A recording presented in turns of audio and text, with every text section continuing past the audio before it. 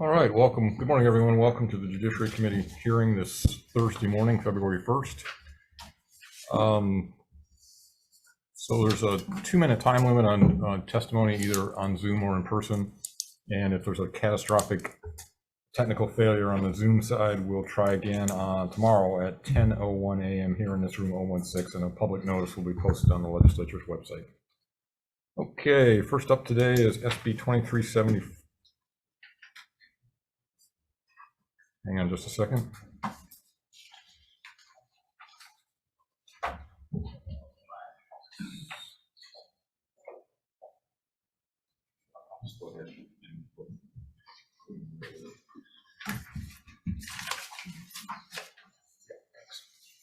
First up is SB 2374. This is the judiciary's budget. First up on SB 2374 is Brandon Kimura, Policy and Planning Department Director. Good morning.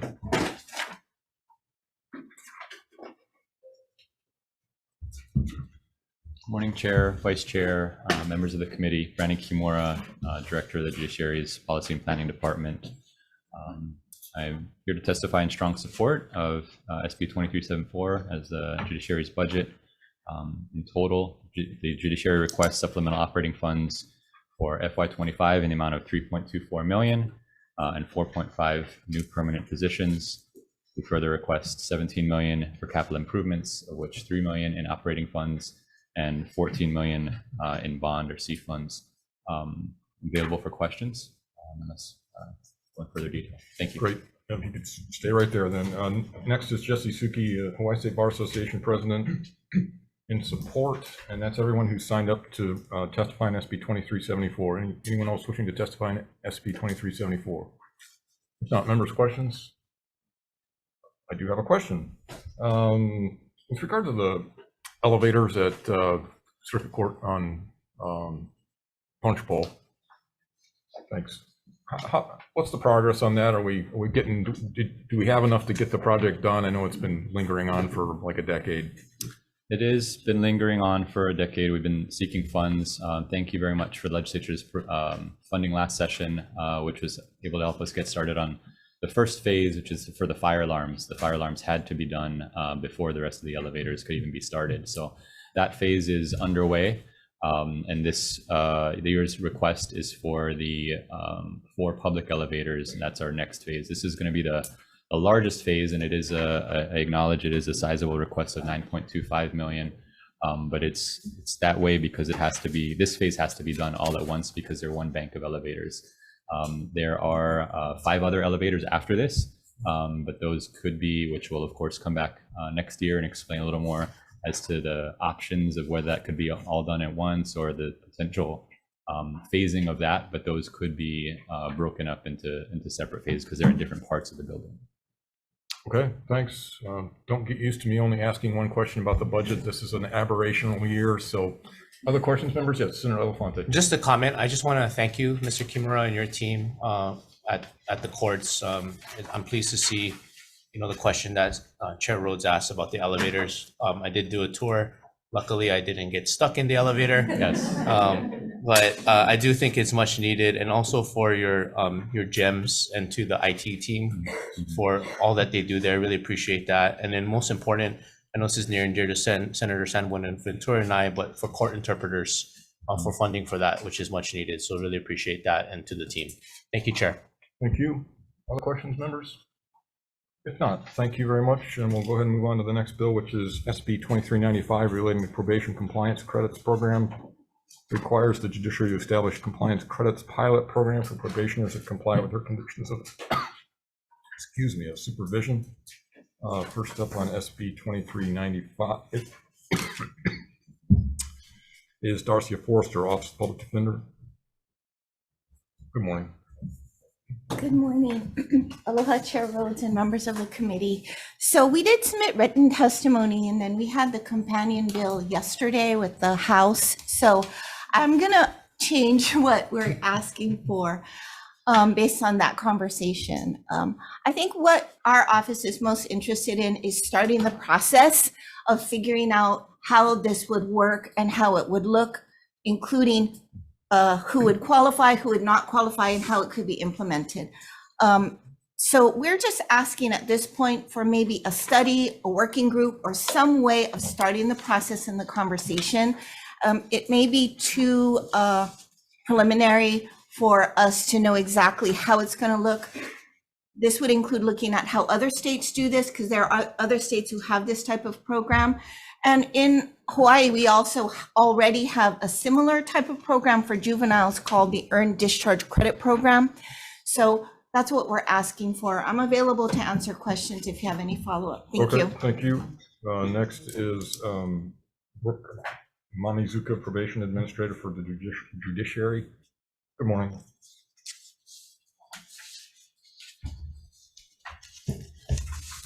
Good morning, Senator Rhodes and Senator Gabbard. My name is Brooke Mamizuka, and I'm the Probation Administrator for the First Circuit Court. The written testimony was a representation of the courts and the probation officers statewide.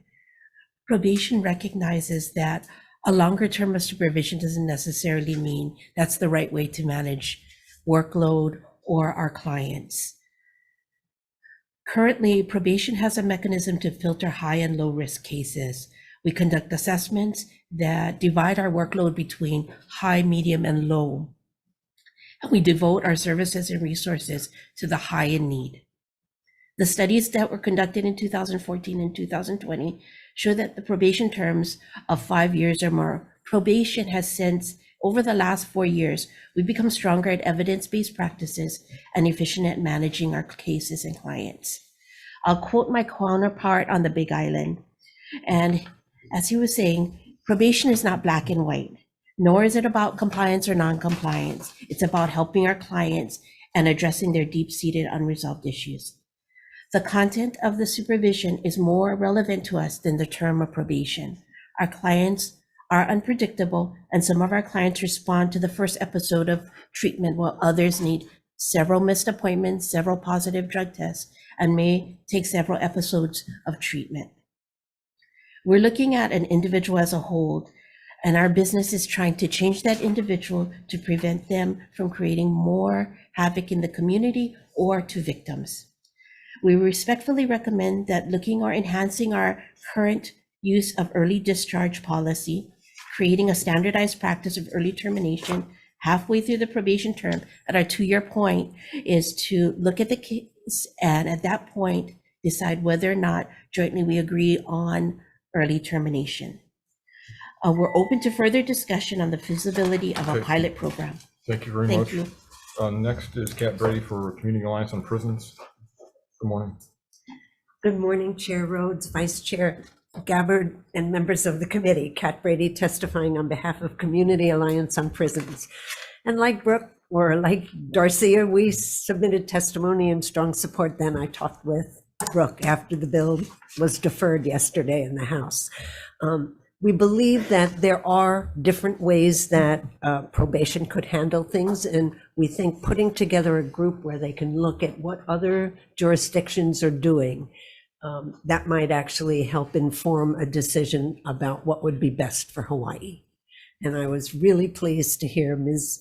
Mamiya talk about, Mamizuka talk about individuals and assisting them. That's what we need. Thank you. Thank you. Next is Carrie Ann Shirota, Policy Director for the American Civil Liberties Union of Hawaii. I guess it's still the American Civil Liberties Union. A lot of organizations have changed their names to, but you're still American Civil Liberties Union. Okay. Yes, Go ahead. Senator. Thanks. Aloha Chair, Vice Chair, Committee members, Carrie Ann Shirota, ACLU. We strongly support this measure and we offer some amendments. We do, if you can see in our testimony, we've offered a lot of data to look at our probation average length in comparison to other states. We've also highlighted some other states that have implemented probation reform policies and have up to 30 for 30 days credit for days of compliance. Some of the states that have effectuated this: Alaska, Arkansas, Delaware, Missouri, and Utah. So I'd like to ensure that when we look at best practices, we actually are choosing the policies and procedures that have worked in other jurisdictions to really address the overcrowding in our jails and prisons and our severe length of probation. And when I say that we still have overcrowding, we're about to potentially build a new jail that we don't need to if we invest in diversion and evidence-based practices. Anywhere from 50 to up to 70% of people, if you exclude people on work furlough, who are in our jails or their pretrial detention. I know this is another population, probation, but if you look at the data, a number of people who are revoked and are back inside of our jails or in prisons are because of probation revocation. So we ask that we also include as part of the study, look at jurisdictions that have implemented best practices to reduce technical violations, and that can include codifying law, eliminating incarceration as a response to technical violations and not due charges. Thank you very much, Chair. Thank you. Next up is Opportunity Youth Action Hawaii in support. That's everyone who's signed up for SB 2395. Would anyone else like to testify on SB 2395? Seeing none, members, questions? Senator Elefante. Yeah, questions for the judiciary?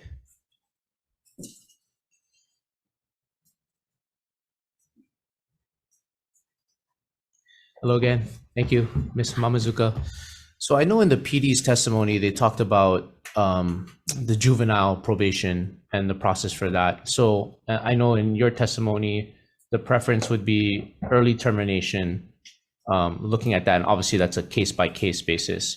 But would the judiciary look at what is currently in statute now and what juveniles do have with the early discharge credits as an example? Okay, thank you. Just Senator San Buenaventura. Yes, stay there. Judiciary, thank you very much. You know, when I understand from Darcia Foster that they're, from the last hearing, that they're actually looking at possibly a study or instead of this bill. But one thing that was brought up, I think, by the ACLU that I know is a common term for probation, condition of probation, is jail time of up to 1 year. And I see this bill as helping reduce that condition, okay? Not necessarily the term probation, but that condition of the 1 year jail by giving credit. Because in my experience, and I know I haven't been practicing since I've been a legislator, when they put in that 1 year term condition of probation, they require the 1 year term. They don't do an early discharge. So what is the judiciary's position about shaving time off that 1 year term if it is imposed as a condition of probation? The 1 year term that I'm familiar with usually does have a built-in early release to a program. So it's almost like a motivator to get the person to agree to get into treatment. And we work on trying to get them in the appropriate treatment as quickly as possible. So we kind of have that built in to that 1 year term. Okay, thank you. May I ask the same question of Sure, go ahead. public defender? Yes, please. So you heard the judiciary. What is your experience with when they add in the period of incarceration as a condition of probation? Well, it depends on what the order says. So if the order allows for early release to a program, then that would kick in and reduce the amount. Right. But if the order says 1 year jail, no early release, then I don't think this program would impact that. It would impact only the outward term of your actual probation. I do not believe it would impact the jail that you would have to serve as a condition of your probation. Yeah, and that's my understanding too. But if this bill is passed, I mean, I know it needs huge amendments. Would it be public defender's recommendation that the credit that is imposed in this bill be applied to that period of incarceration? To be perfectly honest, I do not know, because when we looked at this bill, we looked at it as just probation. We didn't really look at jail as a condition, because the intent is not to change the conditions of probation, like jail, mandatory classes, those types of things. It was more just the length. Okay, should there be a study, would it be a recommendation to look into that? Yes, please. Thank you. Thank you. Thank you. Other members' questions? If not, let's see, I do have a question for the judiciary again, Ms. Mullins.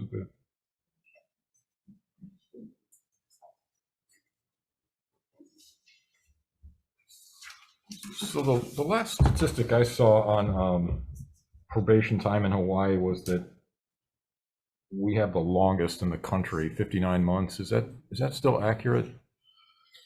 I don't know if that's accurate, Whether it's because the our longest, terms, whether it's the longest or whether it's 59 months. whether it's 59 months. Okay, but you think we're the longest? The Pew study, I think, ended in 2020. Mhm. So over the last, I want to say the last 4 years or 3 years, I don't know if we've improved, but I think we have. All right. Let's see.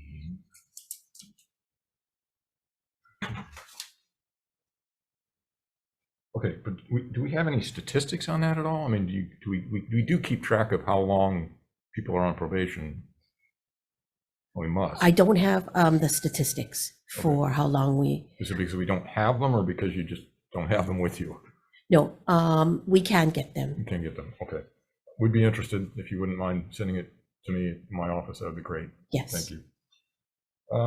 Okay, thank you very much. For ACLU, you're still here?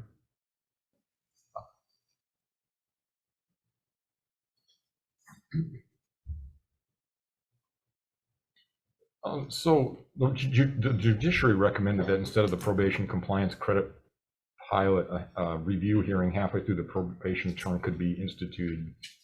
What's your response to that? I mean, at this point, it sounds to me like the position has shifted to you'd like a study, but they're offering a sort of a halfway point.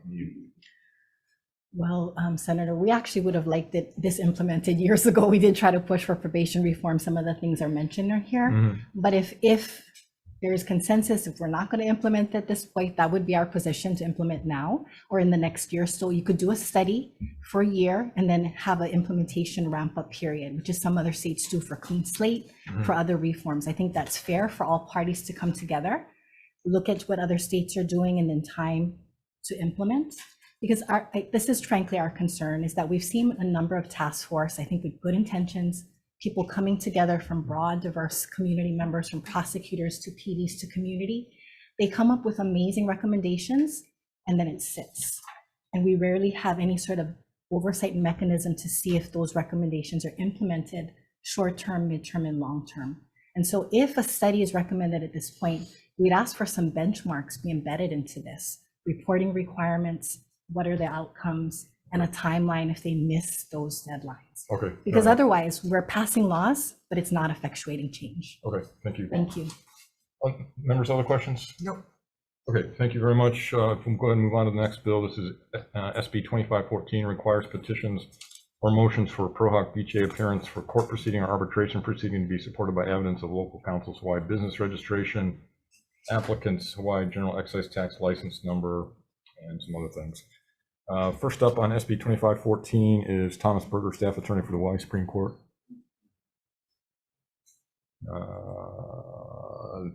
In opposition, Tom Yamachika for the Tax Foundation of Hawaii on Zoom. Good morning.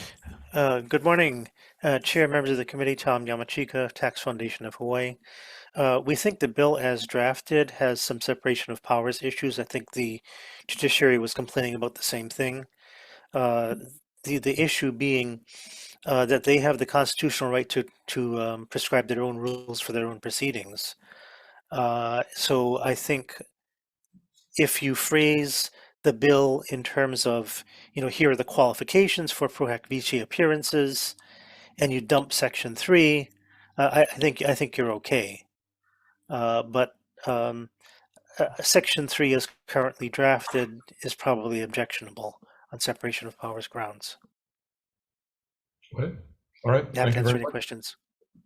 Next up is Marilyn Niwao for Hawaii Association of Public Accountants on Zoom also. Good morning.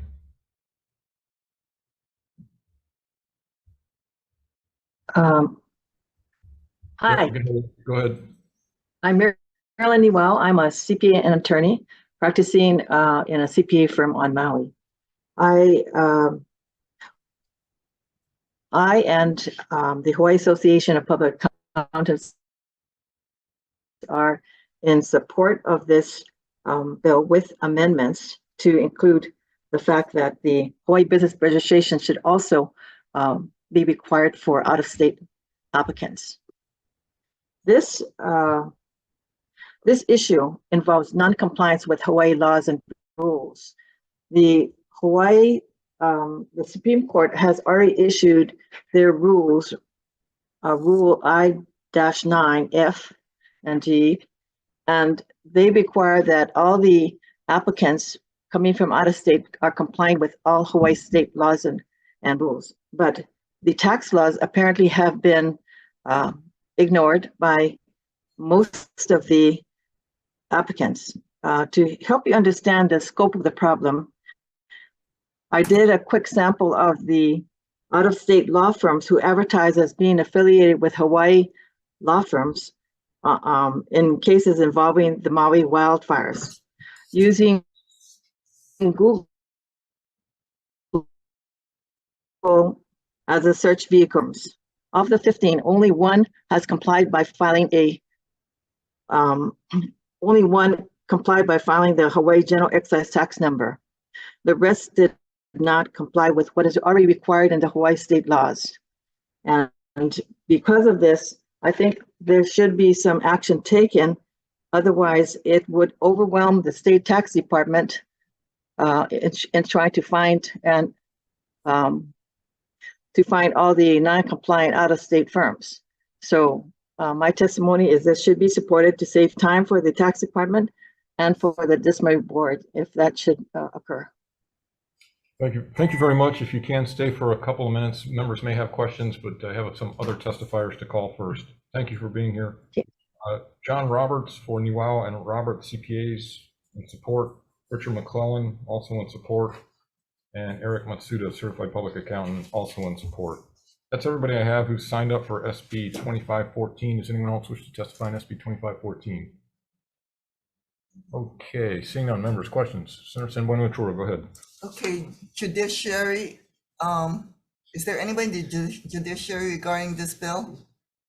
And if not, then I'll go ask the Maui attorney, accountant. Ms. Mao, can you come back on? IT, can you?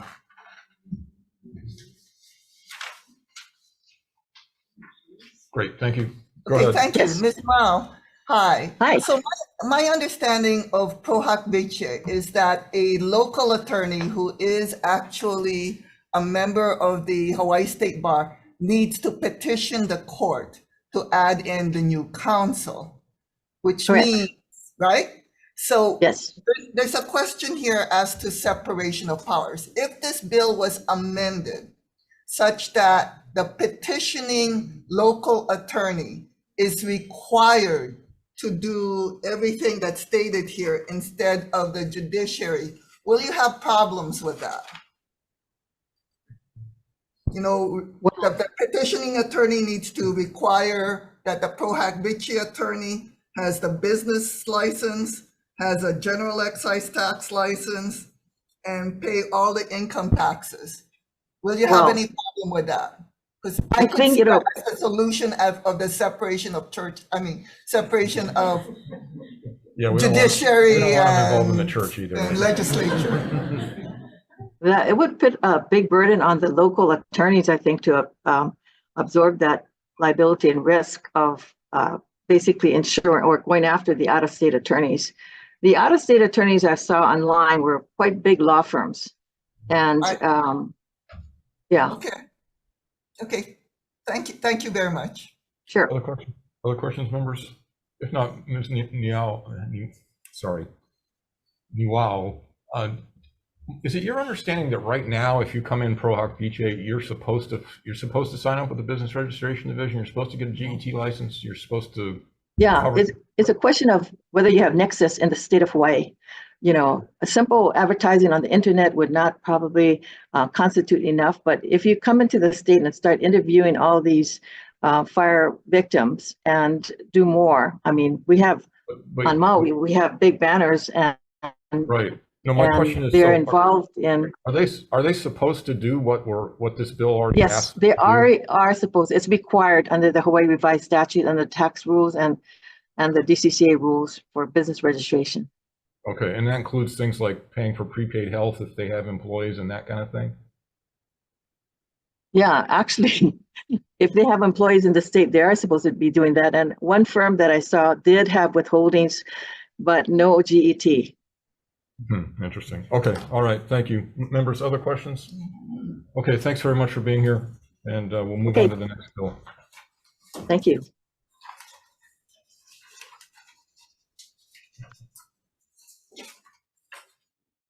Okay, relating to SB 2523, relating to childcare, requires the judiciary to establish a 3-year pilot program to provide free childcare services to minor children of parties and witnesses who are attending court hearings in the First Circuit. First up on 2523 is Kathy Betts, Director of Department of Human Services. With comments, next is Lorianne Okita, Chief Court Administrator, also with comments, and Destiny Rose Pataya, a student who's in support. That's everybody who signed up for SB 2523. Does anyone else wish to testify in SB 2523? Okay, seeing none, no one to ask questions of the members, we'll move on to SB 2556.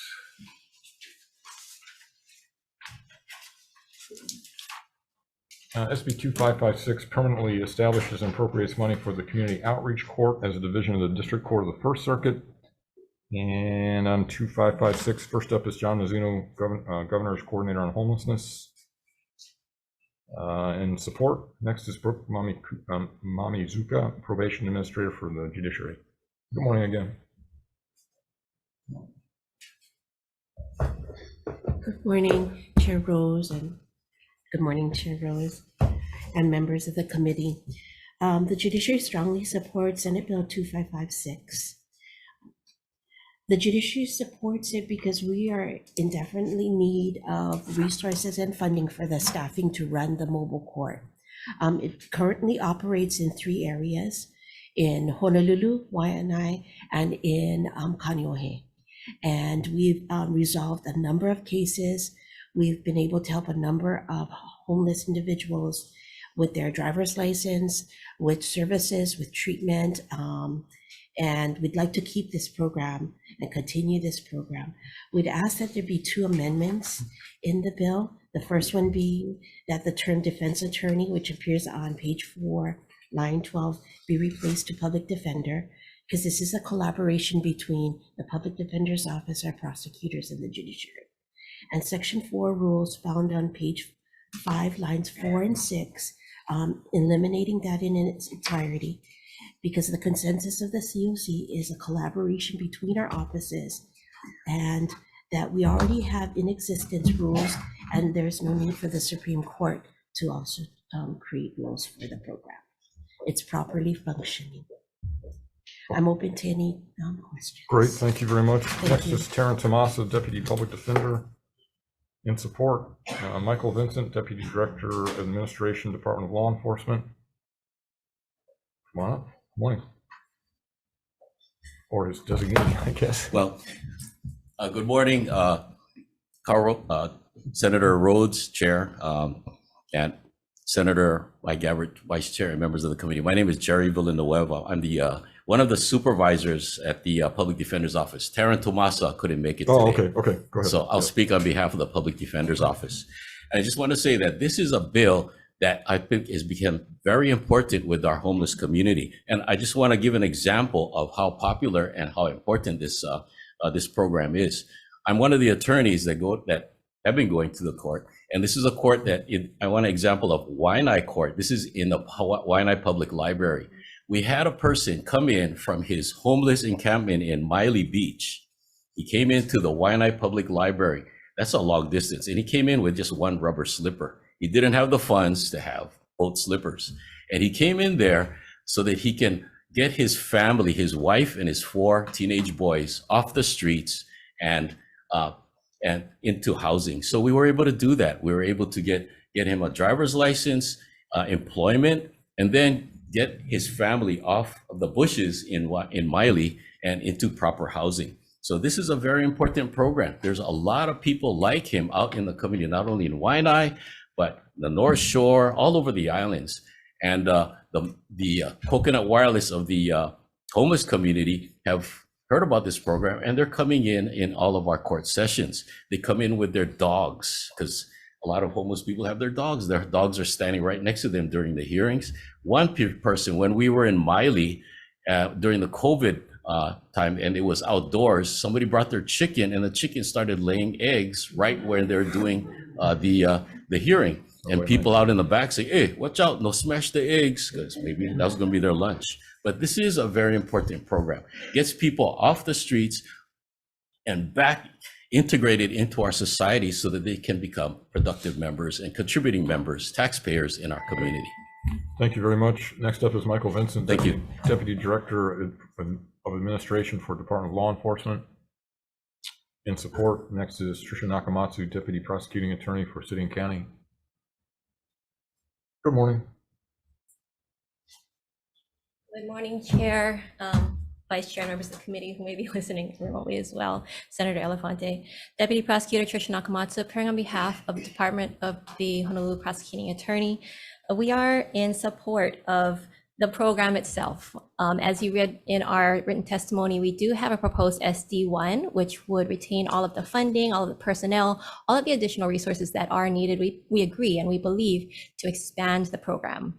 As with the testifiers before me, we strongly support the program itself. It's been a great success. As one of the 3 partner agencies, we definitely want to see it thrive and continue. That said, Act 55 in 2017 already established all of the purpose, the procedures, various things that have helped the program to succeed as long as it has. And essentially, we see that as unnecessary and potentially detrimental to change things at this point when everyone seems to be in agreement that it's going so well. Okay. Available for questions. Thank you very much. Next is Heather Lusk, Executive Director for Hawaii Health and Harm Reduction Center on Zoom. Unfortunately, they're unavailable on Zoom, Chair. Okay, in support, next is ACLU of Hawaii, Carrie Ann Shirota.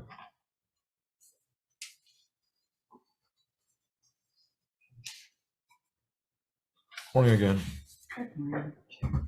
Vice Chair committee members, Carrie Ann Shirota on behalf of ACLU. We strongly support this measure. We think it's wonderful that we are investing in things that are working, that are effective. We do have a couple of requested amendments. One, that the program, as it expands, considered eligibility criteria. My understanding right now is currently it's persons with, quote, lower level offenses, nonviolent charges. I can just share with you, wearing a past hat, working for MEO Best Reintegration Program on Maui some years ago, that we worked with individuals who were charged and convicted of serious and violent offenses. And through comprehensive support services, people were transforming their lives, become contributing members of our community. And there was a study done that showed there was a cost savings, and that compared to a control group, people who were in our program, there was a significant difference in recidivism. And so the second point is that we also required the judiciary to submit an annual report to the state legislature, highlighting demographic data relating to program participants, and also benchmarks and outcomes. And for persons who are rejected, what are the reasons? What can we learn from that? And then requiring, lastly, the judiciary to hire a third-party evaluator within a number of years. We suggest maybe 3 years or 5, to conduct a cost-benefit analysis of the community outreach court.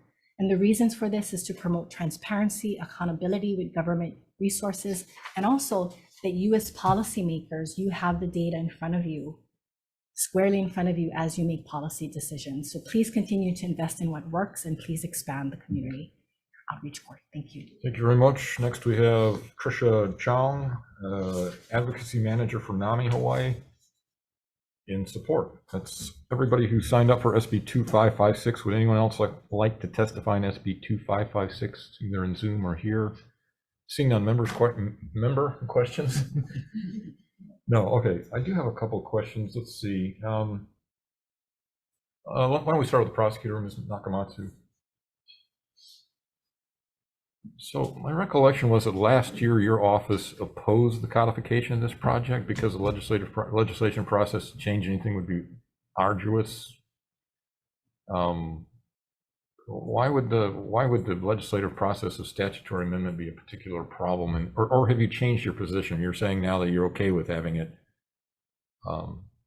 codified. No, actually, our position is consistent. I believe our proposed SD1 would actually ask to delete everything in the bill except for the additional funding and Oh, I personnel. see. So you want the money, but not the rules. No, the rules are already in Act 55 from 2017. It's actually it's a little more specific Okay. back then. All right, but- good. That's a good comeback. I'm impressed. So I guess that in testimony to this committee and to the Ways and Means Committee, the Attorney General stated that your office has decided to withdraw from prosecuting certain kinds of cases on Oahu. Is there any guarantee? I mean, if the prosecutor stops going to community outreach court, the whole thing sort of falls apart. So how do we know you're committed? How do we know your office is committed to actually continuing to do this? I want to say that Act 55 actually required us to participate so long as there's funding. And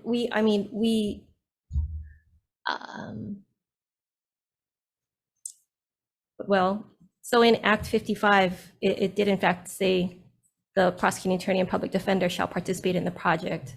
And I suppose it's possible in any project to say that people could be acting in bad faith or just give up in reality, although they continue to show up.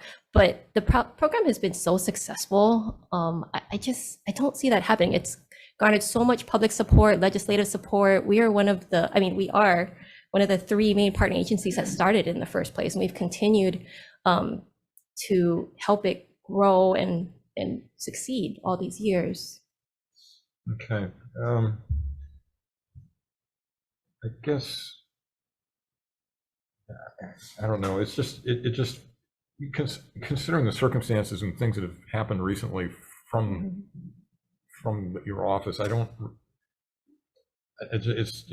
just feels like the commitment may not be there. And I don't know, I'm not sure what happens in that situation. So if the prosecutor decides at some point to not participate, then there's no one there to prosecute because there are crimes involved.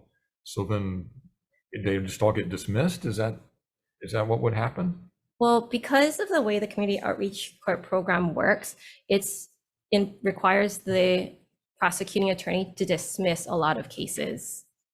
Sometimes it'll happen dozens of cases at a time, depending how many a particular individual has lying out there in the wings. Our department actually helps to find all of their old cases. They're active. That means that the fines and fees haven't been paid or the community service hasn't been done, as well as cases that have yet to be adjudicated. So I guess the answer is, I mean, if your office stopped participating, then there wouldn't be anybody to fulfill that role. Right. Okay. Because I mean, that's one of the reasons that we are so involved and invested in the program, is because we want to be part of the solution, but we also can't just willy-nilly just accept anyone and dismiss all their charges. Okay. All right. Thank you. Other questions? Okay. Could I have a judiciary backup again? Thank you. Thank you.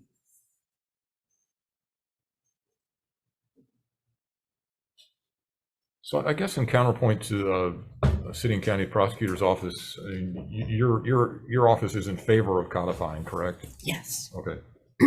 What do you think what's the counter argument to saying, just leave Act 55 alone, give us the money and let us keep going? I think the current bill that's in place is actually very supportive. And it adds to the Act 55. You mean the bill that we're considering today? Yes. Okay, so you don't view it as necessarily inconsistent with Act 55? No. Okay, but if we didn't move the bill forward, would the program continue? I think the program would continue, but I think that long-term, this might be the best solution for us. All right, fair enough. Okay, thank you. Senator, any other concerns? Okay, we'll go ahead and move on to the next bill. SB 2927. This proposes an amendment to Article 6, Section 3 of the Hawaii Constitution to make the Senate confirmation process for judicial appointments more uniform. As many of you are probably aware, the process is somewhat different for district court judges as it is for everybody else. But no one's interested. There's no testifier, so we will move on to the next bill. I suspect that part of the reason for that is it really only affects the Senate. But in any case, we'll move on to SB 2685. This establishes judicial procedures to prevent and remedy abusive litigation. First up on 2685 is Diane Medeiros, Judge Medeiros. Good morning. Good morning, Chair Rhodes, Senator Elefante. I'm Diane Medeiros. I'm the judge here in the First Circuit in Family Court. The judiciary stands on the testimony that we submitted, taking no position on this bill. However, our testimony does include a fair number of recommendations based on our experience and recognition of the fact that litigation abuse does exist in intimate partner relationships. So I'm available for questions. Great, thank you very much. Thanks for being here. Next up is Angelina Mercado, Executive Director of Hawaii State Coalition Against Domestic Violence. Good morning. Good morning. Good morning. Good morning, Chair Rhodes, Senator Elefante, rest of the committee members who might be hearing otherwise. I'm Angie Mercado, Executive Director of the Hawaii State Coalition Against Domestic Violence. We are in strong support of this measure. We know that this is an issue affecting survivors of domestic violence that leads not only to additional psychological, emotional trauma for them, but also has a significant economic impact on them. Many survivors experience those who can't afford to go to civil court and have private attorneys often have a hard time paying for those fees and make tough decisions about how they're going to have to continue that litigation. So we also have submitted some recommended amendments that we hope that you will consider. Some of those that specifically also make sure that the survivors who experience sexual assault and stalking have those crimes that have been committed against them considered for this abusive litigation. And we stand on the rest of our testimony. We are happy to answer any questions you may have. Okay, great, thank you. Next up is Genia Stith, Advocacy Manager for Domestic Violence Action Center and Support. Monique Ibarra, Chief Executive Officer for Domestic Violence Action Center. Also in support, Kyle Shelley for Domestic Violence Action Center and Support. Dara Carlin, support. Luana Peterson for HSCADV in support. Sean Benton in support. Hawaii Women's Coalition in support. If anyone is here or on Zoom, please let me know.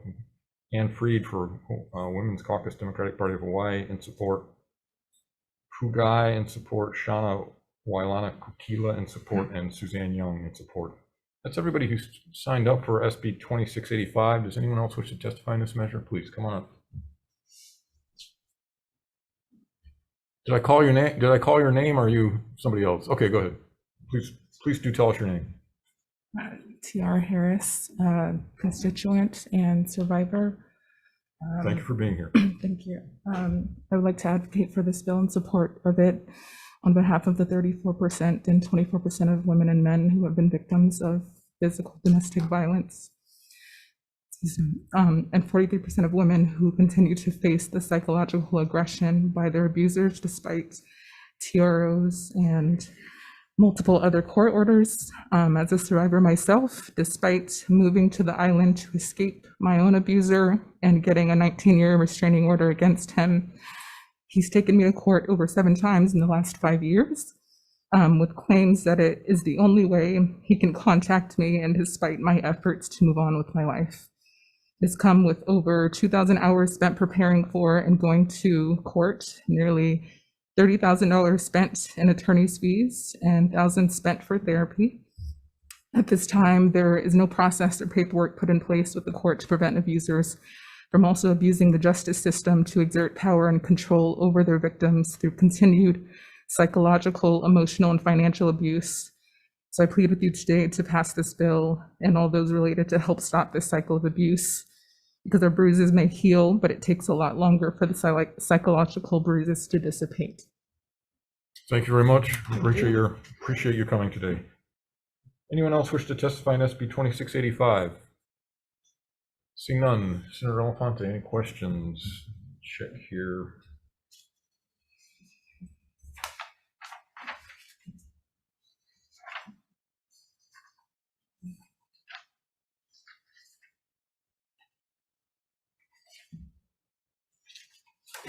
Okay, seeing no further questions, let's go ahead and move on to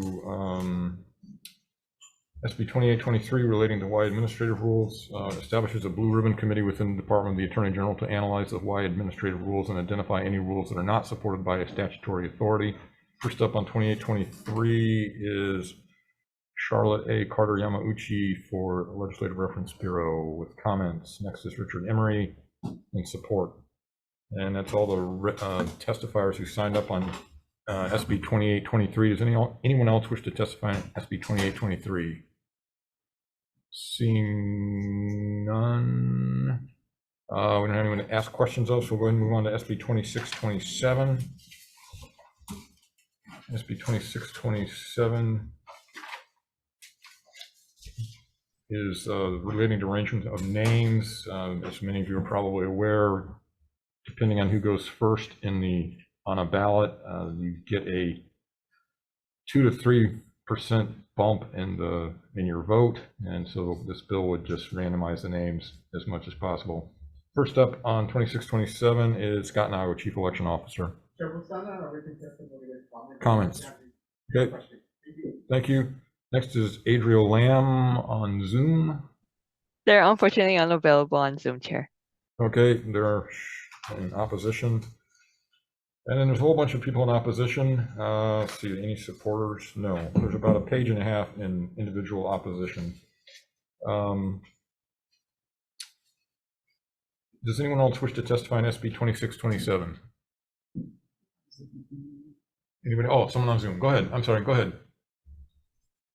Hi, good morning, Chair, Vice Chair, and committee members. I'm here to testify on House Bill 2627. And as you had mentioned, if the order of the candidates appear on the ballot, it can possibly influence election outcomes if the name appears first in the alphabet.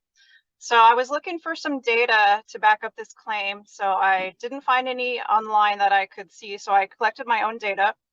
And I went back a few elections, and I think I can cover this all in 2 minutes.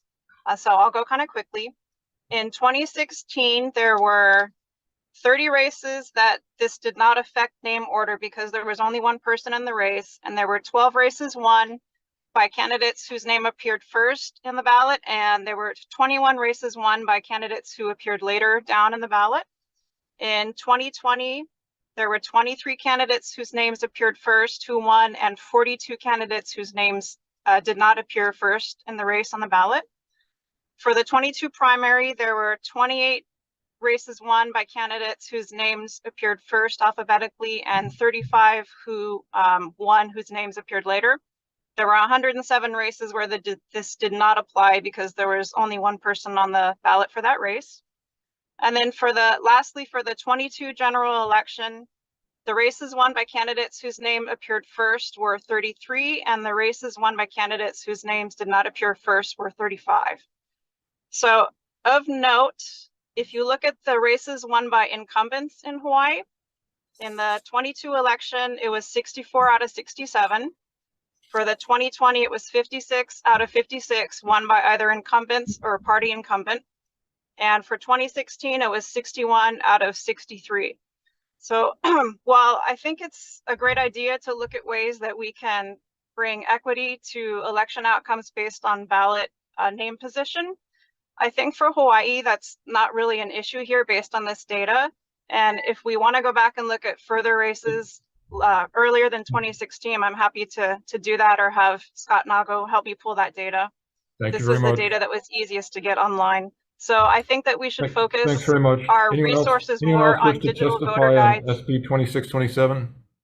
Seeing none. Brandon, sorry, Senator, any questions? Yes, Go ahead. for Office of Elections, Mr. Nago, thank you. Thank you again for being here, Mr. Nago. Question I have for you is on page 3 of the bill, lines 14 to 16. It states that, the Office of Elections shall inform voters and candidates by a method suitable to inform them that it may not be listed in alphabetical order. So how would that play out in reality if a voter looks at a ballot? Like, has the Office of Elections thought about that and where to place that information or notification? So we We do have a new digital voter guide. That's for this 2024 election. That's one place we can put it. We would put it in our outreach. We would just roll it into our voter education, just as what's new in the elections, reminding voters that candidates are not necessarily going to be listed in alphabetical order, to pay attention and actually read the names. And as a follow-up to that, sometimes, there might be 2 or 3 ballots, right? Usually I think on a voter guide, you would have it on the first page, right, to explain it. Would you list it on each sheet? That's what I mean, like one ballot per person, but there's multiple races per se that you're voting for. So we could definitely fold it into the instructions if it needs to be on the ballot. So the voting instructions is the first thing the voter would see. But like I said, we would just fold it into our voter education. We'd fold it into just the many ways we reach the voters. And the same thing would be for different languages, right? Yeah, so everything would be replicated in the language that it's translated into. Thank you. Thank you, Chair. Thank you. I did have one question for you too. Do you know what the statistics are on other states? Does anybody else do alphabetical at this point? I believe we're in the minority that does alphabetical.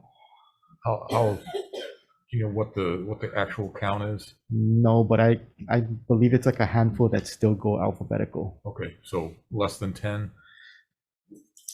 About close. Okay, yeah. Fair enough. Okay, thanks. Other questions? Okay, thank you very much, Chief Election Officer. Okay, let's move on to the next bill.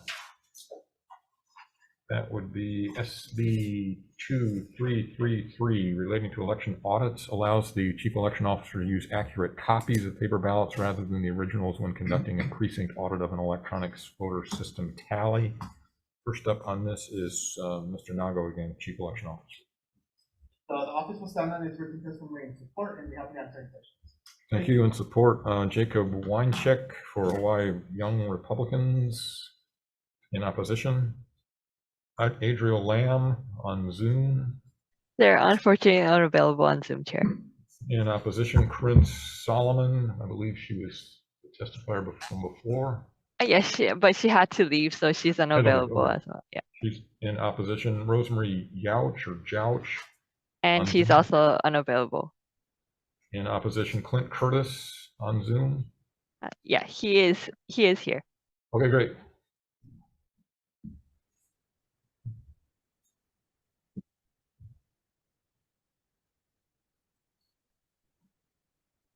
Good morning.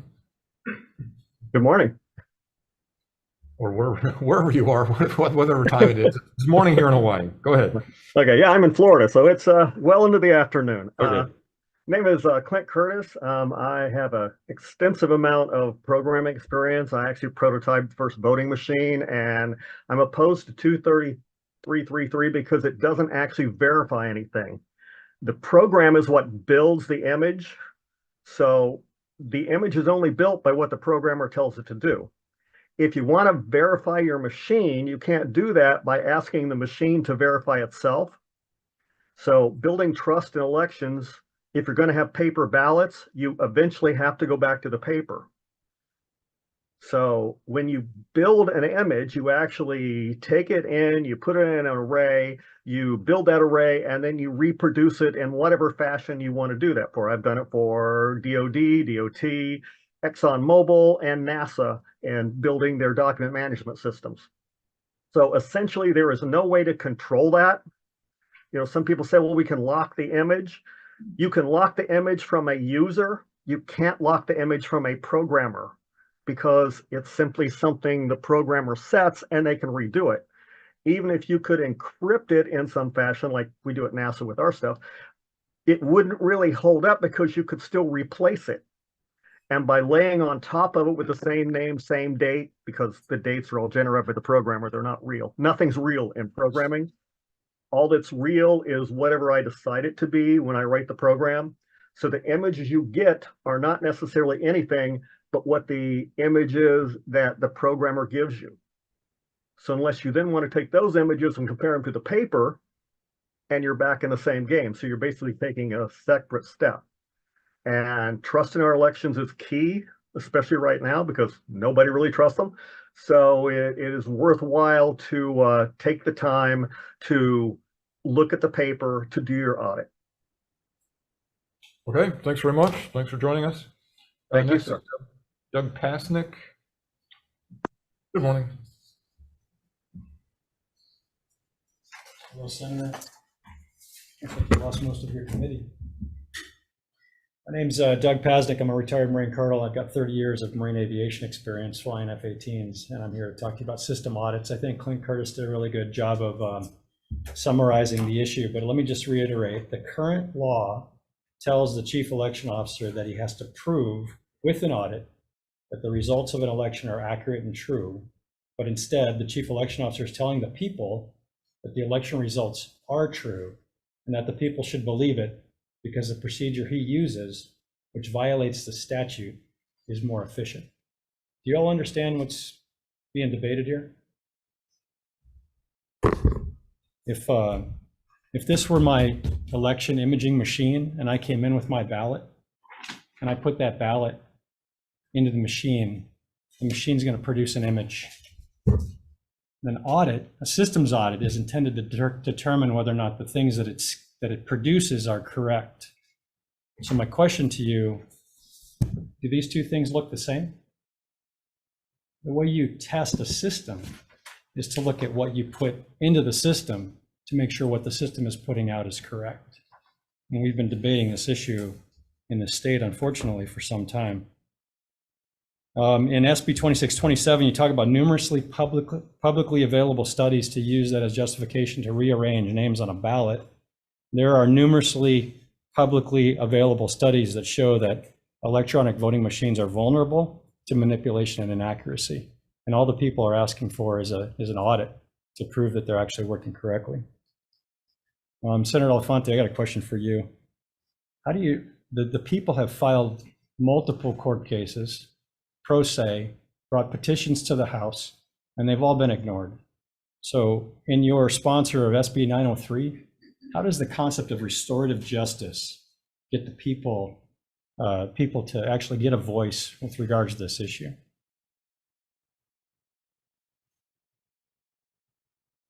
No comment?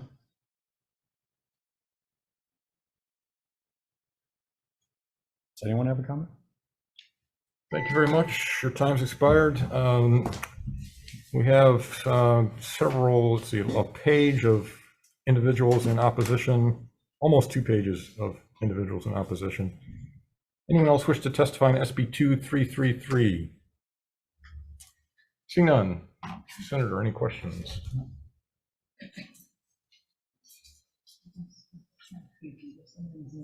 Oh, there's someone on Zoom that would like to testify?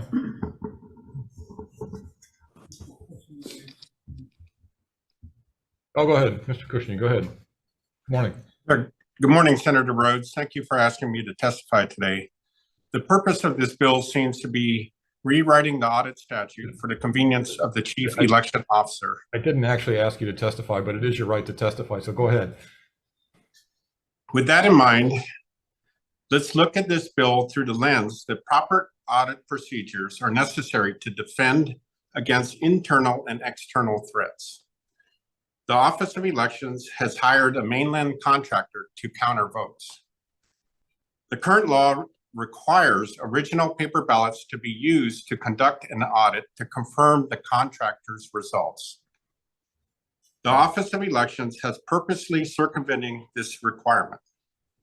This bill would allow that practice to continue. A proper audit procedure would assume that the people of Hawaii do not trust the mainland contractor to count their votes. Essentially, we're allowing the mainland contractor to control the counting and the auditing of themselves. The audit should assess the accuracy of the voting machine's electronic record to verify the election results by using voter verifiable paper audit trail. Let me illustrate this in a different way. Would you allow me to count the votes, your votes today? I would ask that you fill out a ballot by simply writing yes or no on a piece of paper. Without showing anyone, hand me your ballots. Then I will give you the results of today's vote. I will even produce a copy of one of your ballots. That way you know that I'm telling the truth. Would this be an acceptable way to run your votes for the meeting?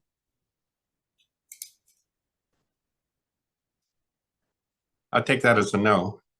Further, the Office of Elections has provided some interesting information. You shouldn't, we're the ones that get to ask the questions at a hearing, so, don't take it as a no. Just don't, I didn't answer. Your time's expired. Thanks very much. Anyone else wish to testify on SB 2333? Okay, seeing none. Senator, any questions? No, I don't have any questions either. Let's go ahead and move on to the next bill. SB 2334, relating to election audits, clarifies that the chief elections officer must audit all elections in the randomly selected precincts as a condition of using an electronic voting system to create an electronic tally of ballots. First up on 2334 is Mr. Nago, chief election officer. Chair, we'll stand on our written testimony, providing comments, and have to answer any questions. Okay, thank you. Next we have Jacob Winecheck for Hawaii Young Republicans in support. Next we have Corinne Solomon, who I believe had to leave. She was in opposition. And Clint Curtis again, if you're still there.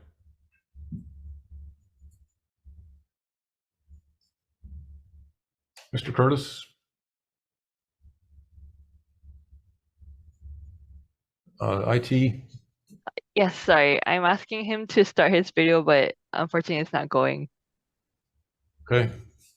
Let me I'll come back to you in a second. If you get him up and going, we'll hear what he has to say.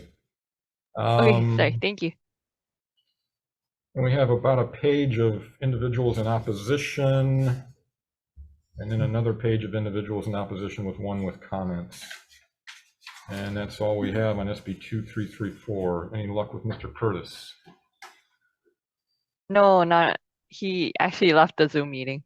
Oh, okay. All right. He's in opposition. Oh, I'm sorry, Mr. Cushing, go ahead. You can testify on 2334 as well if you'd like. Yes, thank you. The Office of Elections has stated that they're for this if they can use the ballot images. The ballot images will line up with all of the races, but we want to check the paper ballots to all of the races. So part of this is good and part of it's bad. We want to check all the races against the paper ballots. Thank you. Okay, thank you. Anyone else wish to testify on SB 2334? Seeing none, Senator Elefante. Mr. Nago, can you come back up? So my understanding is your testimony is, okay, fine, we do the audits. The audits we're talking about on 2334, how do those work? Do those go back to the paper, or is that? No, they would. So the audits would go back to the images, which is a replica of the paper. Okay. There's a difference between testing and auditing. We're talking about auditing. Testing is done prior to the election with official observers. That's how we know that the system is working properly. So it's actually making the copies it's supposed to make. Yes, correct. Okay. All right. So then you testified on this bill that if you're required to do the entire precinct, each race in the precinct, as opposed to or the entire ballot. I'm sorry, say again. The entire ballot. Yes. It would take time, and when we looked at the research, we're one of 2 states that does 10% of the precincts, and then we listed the vote by mail states, and a lot of them are a lot less percentage wise. Like for example, California is just 1% of the randomly selected precincts. So we're saying that if we propose a compromise, that if we were to do more contests, we would do less precincts, just because we want to do proportionality. With that said, though, if we do find any issues with the audit, and we currently do this now, we do expand the audit to more than just that one race. So the audit is simply for us to confirm that the system is working the way it said it's working. But if we do find issues, we will expand the audit to see what the extent of the issue is. Okay. All right. Thank you. Yeah. Any questions? No. Okay. Mr. Curtis, you're welcome to testify in 2334 SB 2334 if you'd like to, if you're still there. Sorry, he was here, but I think he left again. Oh, okay. All right. Well, he's still in opposition, I'm pretty sure. Okay. Well, that brings us to the end of our agenda, unless Senator Wah has any questions at this point.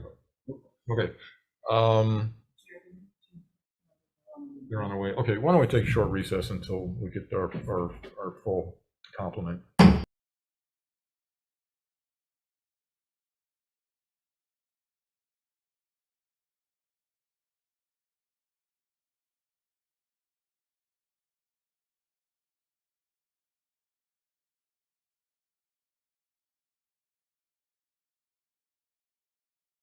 Okay, coming back in for voting on this agenda. First up on our 9 o'clock agenda is SB 2374, which is the judiciary's budget. The recommendation on the judiciary's budget is to pass with technical amendments only. Questions or concerns? If not, Senator Elefante is acting vice chair. Thank you. You're welcome. Okay, Chair's recommendations to pass SB 2374 with amendments. Chair Rhodes. Aye. Vice Chair is excused. I vote aye. Senator San Buenaventura. Aye. Senator Awa. Aye. Mr. Chair, recommendations adopted. Okay. Okay. Thank you very much. Next up is SB 2395. This requires the judiciary to establish a compliance credits pilot program for probationers that comply with their conditions of supervision. I'd like to keep the bill alive. I think there's stuff that's not resolved, but I'm going to recommend that we go ahead and pass it with amendments. I'd like to add a start date deadline of October 1, 2024 for the pilot program. Allow the judiciary to start the pilot in one circuit and require it to be expanded to all circuits by October 1, 2026. We'll require an interim report to the 2027 legislature. I'm sorry, is that right? 27? Okay, 2027 legislature require both the interim and final reports to be due 40 days prior to the start of session. Require the judiciary to collect data on the program participants and outcomes, and require the Criminal Justice Research Institute to analyze this data and compare the pilot to other avenues for probationers to seek early termination of their probation. And we'll put in an appropriation of $300,000 for the fiscal year 24-25, and the bill does go to Ways and Means next anyway, I believe. Let me double check that. Yes. So that's the recommendation. Got a long way to go, but I think it's worth continuing the conversation. Questions or concerns? If not, Senator Elefante. Chair's recommendations to pass SB 2395 with amendments of the 4 members present on judiciary. Any no votes or votes with reservations? Hearing none, recommendations adopted. Thanks very much.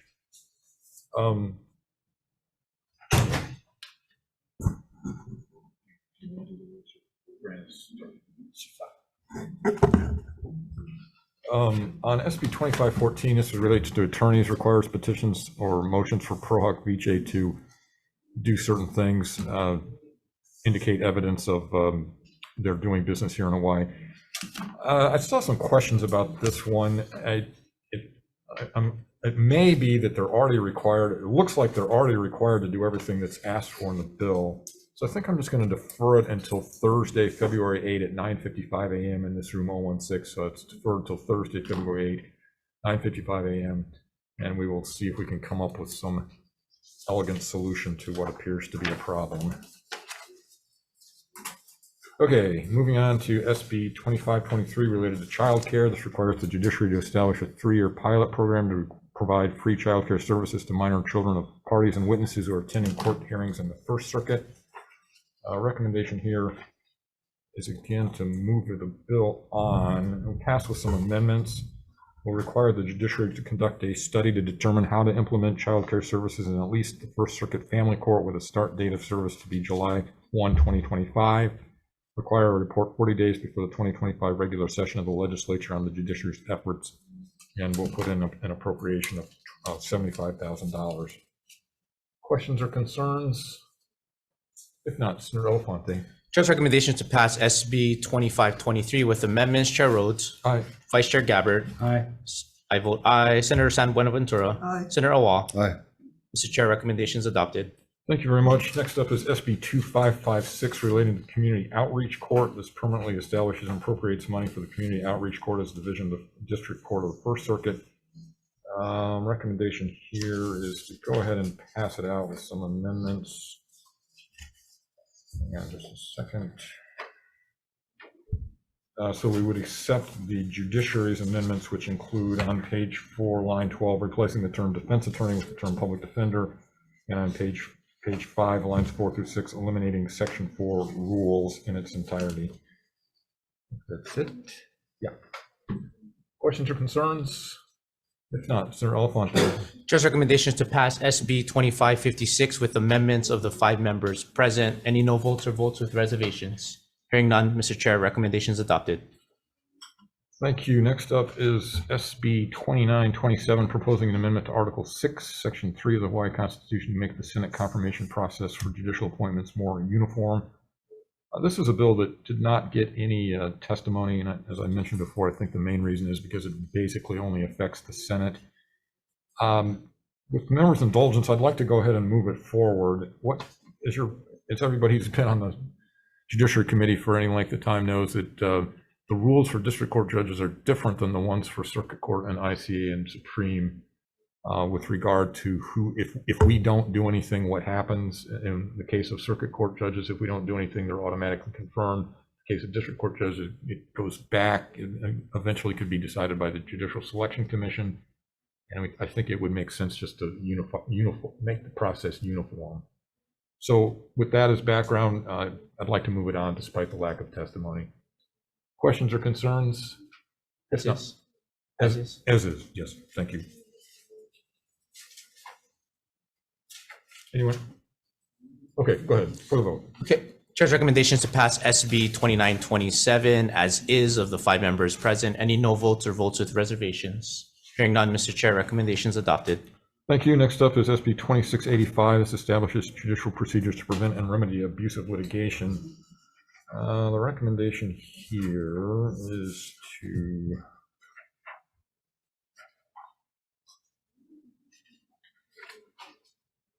pass with amendments. Fairly lengthy list of amendments, so bear with me. We accept the amendments proposed by the judiciary in their entirety, revise definitions to be in the best alignment with the family court's experience with domestic violence issues, broaden various provisions and definitions to close potential loopholes and avoid scenarios where cases fall through the cracks, add new language to describe unsubstantiated legal issues, unsubstantiated allegations in previous litigations, change the duration of a restrictive order against an abuser to at least 72 months with the possibility to extend the period. Some technical amendments, remove redundant and unnecessary language, and require the courts to create new forms for the motion to request an order restricting abusive litigation and develop relative instructions by January 1, 2025. Make the act effective on January 1, 2025, so the judiciary has sufficient time to make operational changes. In addition, I'd like to accept the amendments proposed by the Hawaii State Coalition Against Domestic Violence in their entirety, replace a single occurrence of the term domestic violence with the more inclusive term of intimate partner violence, with specific examples of court findings that would constitute a finding of domestic violence or intimate partner violence for the purpose of the act. List pending criminal charges in this state or elsewhere which have caused a court to impose criminal conditions or release and which would constitute a finding of domestic violence or intimate partner violence for the purposes of this act. And refer to HRS section 586.1 as a definition of the term dating relationship.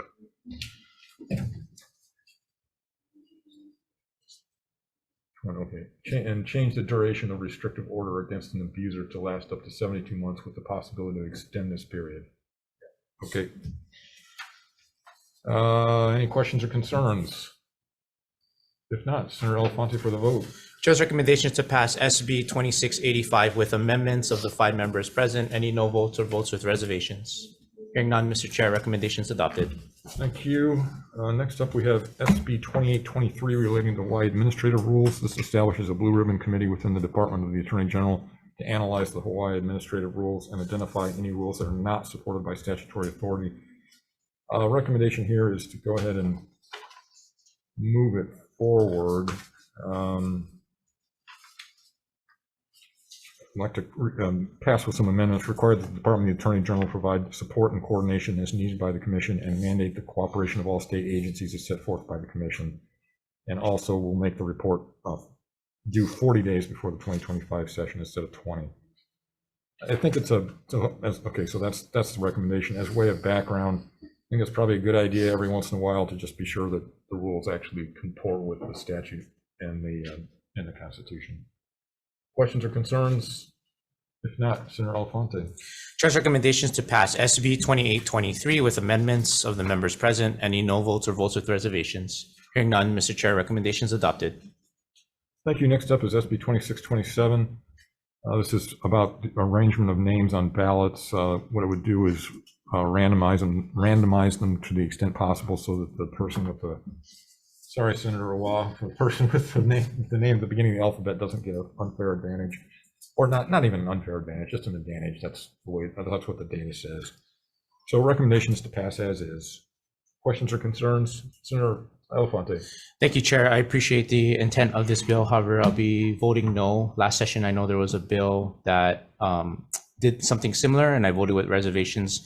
The concern I have is confusion, especially for an older population that I do represent, and that it may not be tradition in randomizing the names. So for those reasons, I'm not able to support it. Okay, thank you.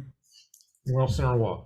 Yeah, I'm going to be voting no, but not because my name appears first. It's because incumbents and Democrats pretty much have every advantage already, so there's no need to talk about something like this. Okay, thank you.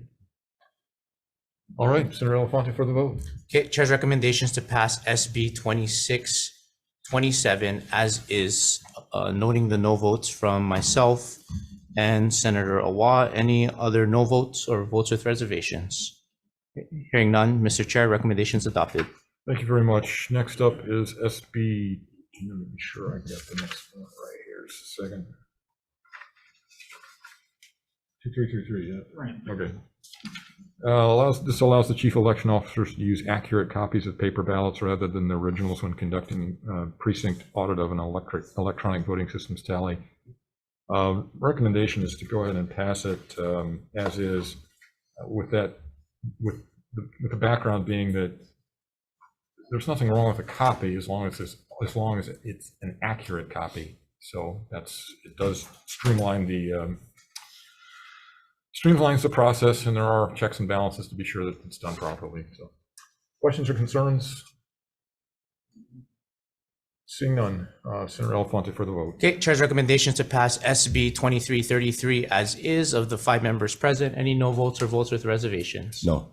No vote for Senator Awa. Mr. Chair, recommendations adopted. Okay, thank you. Next up is SB 2334. This clarifies that the chief election officer must audit all elections in the randomly selected precincts as a condition of using an electronic voting system to create an electronic tally of ballots.